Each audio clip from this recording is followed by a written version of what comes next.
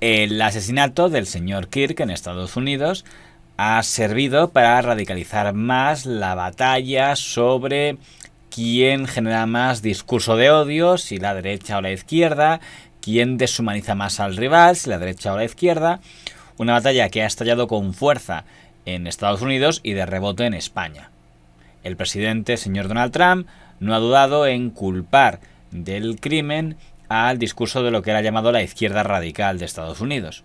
This is a dark moment for America. It's a long past time for all Americans and the media to confront the fact that violence and murder are the tragic consequence of demonizing those with whom you disagree day after day, year after year, in the most hateful and despicable way possible. For years, those on the radical left have compared wonderful Americans like Charlie to Nazis and the world's worst mass murderers and criminals. This kind of rhetoric is directly responsible for the terrorism that we're seeing in our country today, and it must stop right now.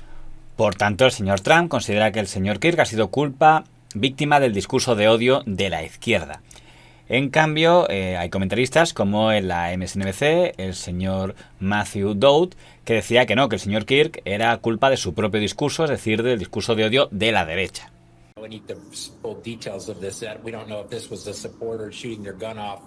Pero continuando con lo que dices, este ha sido una de las figuras jóvenes más controvertidas dentro de los que impulsan constantemente esta especie de lenguaje de odio dirigido a determinados grupos.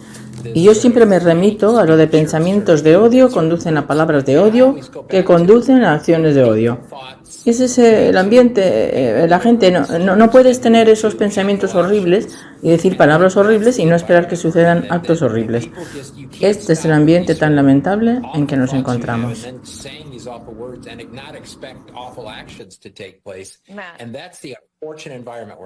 Por cierto, el grupo Comcast, que no es muy amigo del señor Trump, ha decidido prescindir temporalmente del señor Dowd como comentarista por considerar que esta intervención estaba justificando el asesinato. Pero por buscar comparaciones en la hemeroteca, no demasiado antiguas, me parece que se puede establecer una similitud entre los análisis mediáticos que se están haciendo tras el asesinato del señor Kirk a manos presuntamente de un joven de 22 años que se definía políticamente como un anti-Trump, con la matanza de Tucson del año 2011, realizada por un joven de 21 años, también con armas de fuego, contra una política del Partido Demócrata y que se definía anti-Obama, y causó una matanza en Arizona que se llevó por delante a 6 personas. Conmoción en Estados Unidos. La congresista norteamericana Gabrielle Giffords, de 40 años, está herida grave tras recibir un disparo en la cabeza durante un acto público en Tucson, en Arizona. Varias personas también están heridas. Un individuo ha disparado indiscriminadamente contra las personas que había en las inmediaciones de un supermercado. Pero a esta hora es precisamente el móvil político la principal hipótesis que barajan las autoridades. Porque el sospechoso, este joven de 22 años, entró en un acto político, se acercó a la congresista demócrata y le disparó en la cabeza antes de disparar al público de forma indiscriminada. Ante el crimen del señor Kirk, hemos escuchado el discurso predominante de muchas tertulias en España, ha sido que no se debe culpar a una ideología del crimen. Que por tanto es una irresponsabilidad del señor Trump haber dicho que hay una vinculación entre un crimen y una ideología, porque en cuanto se culpa a una ideología de un crimen, está ganando el crimen, ¿no? Más o menos ese era el discurso del señor don Emilio Domenech. Donald Trump y todo su mundo está acusando a la izquierda. Que es lo que está avivando las llamas de la polarización extrema en Estados Unidos, ¿no? Lo que no puede ser es que Donald Trump, en el discurso de la Casa Blanca, hace unas puntualizaciones que menciona varios ataques de violencia política contra, en este caso, representantes políticos de la derecha. Cuando estamos pensando en la ideología de cada uno de estos asesinos, estamos perdiendo el norte. Y sobre todo cuando se pone el foco, cuando ni siquiera se ha detenido a una persona en la ideología del tirador o la tiradora, estamos perdiendo. La duda es si el señor Domenech no quiere que se vincule este crimen con la izquierda porque él piensa que ningún crimen debe vincularse a ninguna ideología, o si el motivo es porque le parece que solo se debe poner la lupa en la ideología si es la ideología contraria a la suya, en este caso la ideología que podría representar el Partido Republicano del señor Donald Trump. ¿No? O sea, la violencia política se va a poner cada vez todavía más en la primera plana porque eso es lo que parece que están buscando avivando estas llamas. En el año 2011, cuando se produjo la matanza en Arizona, desde el minuto 1 se señaló abiertamente que había una vinculación con el discurso del Partido Republicano y se señalaba expresamente a los miembros del llamado Tea Party, que en ese momento era el ala que buscaba renovar el Partido Republicano con figuras como la señora Sarah Palin, Marco Rubio o periodistas comentaristas como el señor Glenn Beck, que en ese momento reinaba en Fox News, aunque su reinado duraría menos que lo que él creía que iba a durar. Estados Unidos se pregunta si el debate político no ha ido demasiado lejos. Algunos analistas apuntaban hoy directamente a ciertos canales de televisión, a un lenguaje que califican de incendiario contra el gobierno Obama y que en su opinión puede incitar de forma implícita a la violencia. El nombre de Gabrielle Giffords, recuerdan, apareció de forma recurrente en las webs vinculadas al movimiento ultraconservador Tea Party, como uno de los políticos más peligrosos para la sociedad americana.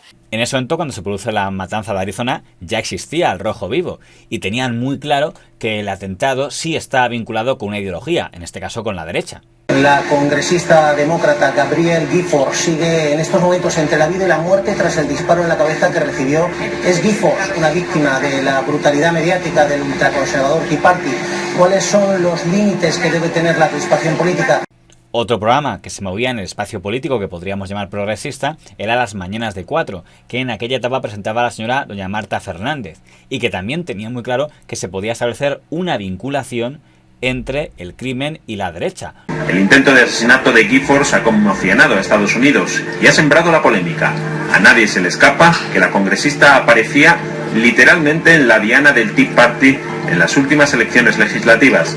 Sarah Palin nombraba a 20 demócratas a los que se debía eliminar políticamente.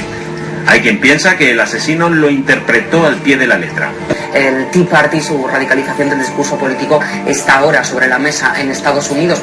Pero no es la causa. O sea, realmente este señor es que vive en un país de zumbaos, donde hay muchos zumbaos, y es un país además violento, basado en el miedo, en azuzar el miedo de la gente. No, eso es así. Ocurre en Estados Unidos, entre otras cosas, porque aquí no hay 200 millones de armas, ni cada ciudadano tiene una semiautomática en la mesilla. No solo la derecha norteamericana, señalaba abiertamente a la derecha española. En ese momento no existía ni Vox ni a Ciudadanos, se refería al Partido Popular y ya se acusaba al Partido Popular, en ese momento presidido por el señor don Mariano Rajoy, de poder tener unos vínculos con ese discurso de odio de la derecha.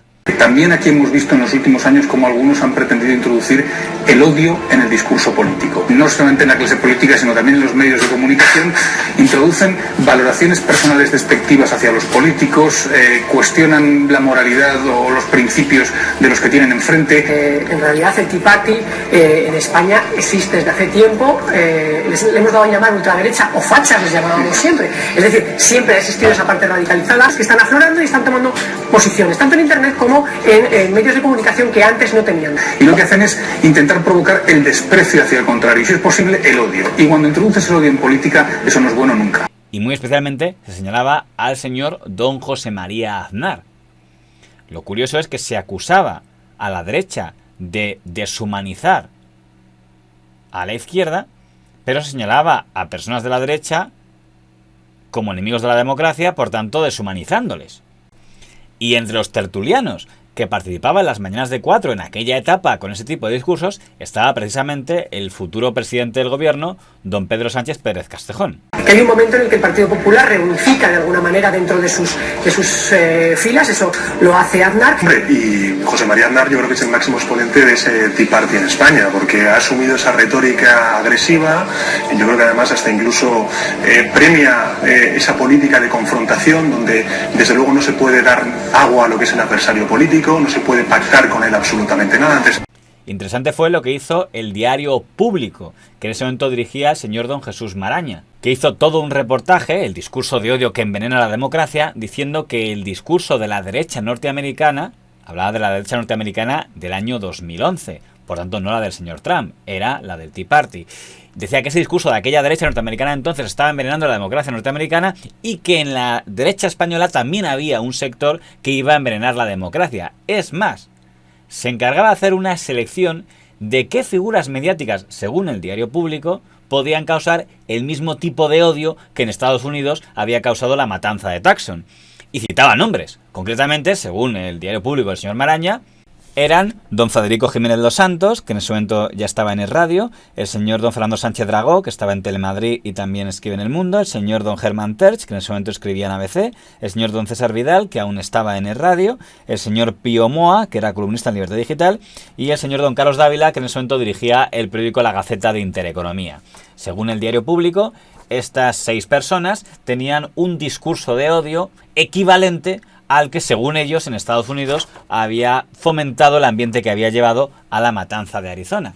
Igual que se puede acusar a esas 6 personas de deshumanizar a figuras de la izquierda, también ellas podrían denunciar al diario público que al señalarles a ellos como generadores de odio, se les estaba deshumanizando y haciendo un discurso de odio contra los 6.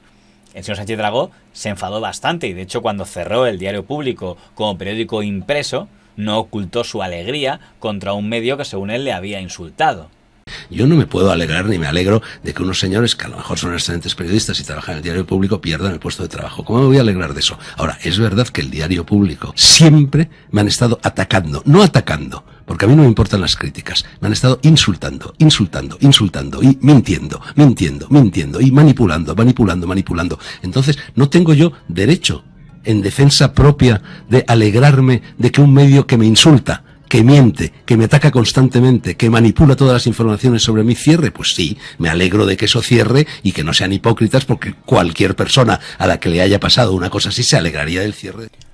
Pero una gran diferencia entre el mundo del año 2011 y el mundo del año 2025 es que, aunque en el 2011 había redes sociales, aún no tenían el poder y la difusión que tienen hoy, donde tanta gente quiere ser comentarista del día. Y digo esto porque lo que ha pasado en TikTok en las últimas 48 horas, donde hemos visto a un montón de ciudadanos norteamericanos, la selección que ha hecho el señor don Sergio Candanedo en su canal, me ha impactado. En España no sería legal. I would say pour one out for Kirky Boy, but I don't waste good beer on little bitches. I haven't posted on TikTok in a long time, but I'm gonna now because rest in peace, Bozo! Charlie Kirk just got put down like a fucking dog in Utah, and I could not be happier. Si alegrarte de la muerte de alguien porque pensaba lo contrario que tú no es odiar, no existe el discurso de odio. They got Charlie Kirk, bro.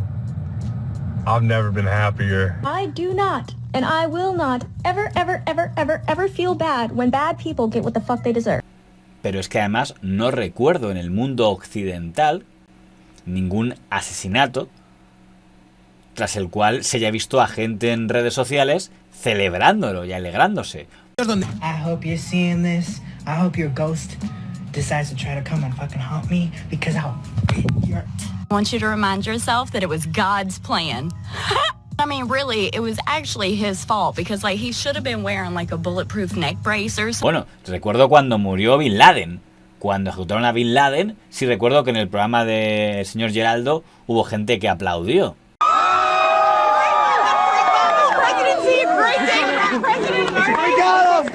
A great day. Sorry, I didn't mean to interrupt you. A great day for our nation. A great day for our president. Absolutely. Welcome to the Glenn Beck program. By now you have probably heard the news that Osama bin Laden is dead, shot in the head. This is a great day in the war on terror.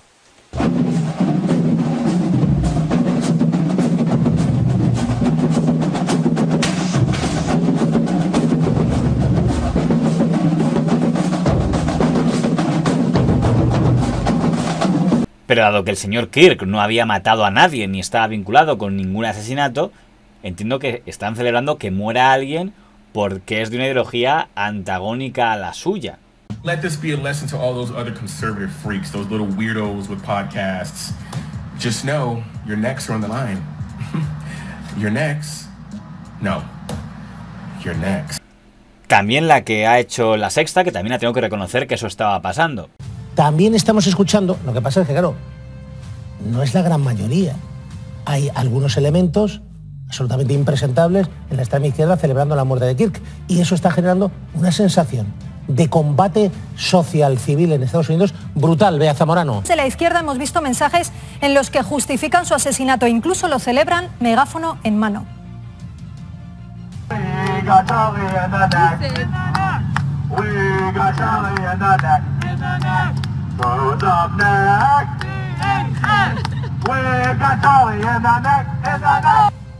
En la misma línea, otro ejemplo, esta joven celebrando también el asesinato mientras bailaba al ritmo de la mítica canción Celebration. I have breaking news. We think that Charlie Kirk just got shot in the neck. Aunque es verdad que en La Sexta el señor Domenech ha hecho una puntilla y ha dicho que en el fondo esos ciudadanos, esa veintena de personas que están celebrando la muerte del señor Kirk, en el fondo son residuales y que la culpa de todo es de la derecha por poner la lupa en eso. ¿Quién es ese random que está con un megáfono? Que está con 4 que se le están cantando y le están haciendo la gracia. ¿Quién es esa chica que ha subido un vídeo a TikTok? ¿Sabes por qué vemos ese vídeo? ¿Sabes por qué se ha hecho viral? Porque la extrema derecha ha estado doxeando a esta gente y ha estado republicando estos vídeos en redes sociales. Esa es la única razón por la que lo sabemos. Aquí estamos los de siempre, porque desde la derecha le podrán acusar al señor Domenech que cuando se pone la lupa en lo que ha hecho algún loco de derechas no le parece mal, y si le parece mal cuando es alguien.